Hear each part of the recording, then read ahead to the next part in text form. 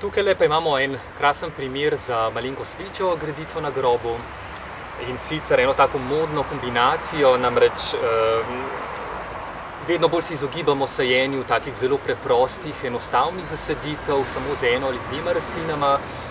Delamo pač take malo bolj mešane, ampak še vedno barvno usklajene zasaditve oziroma kombinacije. Ta gredica je mišljena bodisi za malo daljšo dimenzijo, lahko jo tudi preoblikujemo. Najprej pa si poglejmo, kaj sploh vsebuje. Vsebuje tile dve krasni necvetoči jesenski vresi, ki ostaneta krasni, vedno zeleni do pomladi. Prednost njiju pa je ta, da so listi rumenkasti in zelo lepo poživijo zasaditev tudi v najbolj turobnih dneh.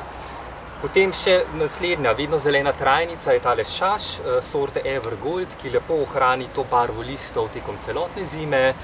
In pa potem popolnoma pritlehna sorta, rečemo tudi kar pohodnega timijana, s krasnimi belimi cvetovi, ki nas bo potem razveselil konec naslednje pomladi in pa začetku poletja, pa vse skupaj tudi zelo dobro prenaša sušo.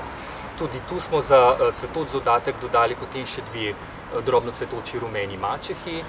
Lahko pa bodisi dodamo še kakšno drugo sorto, morda si pomagamo tudi z belimi ciklamami, če želimo zadevo ustvariti še bolj cvetočo. Tukaj je postavitev takole podolžna, nekateri imamo na grobovih tudi trikotne grede ali kvadratne. Poljubno si lahko bodisi naročimo dvojni paket, bodisi samo po potrebi prestavimo nekaj sadik in ustvarimo recimo nekakšno trikotno zasaditev oziroma pač sadike razporedimo glede na dimenzijo in pa obliko gredice.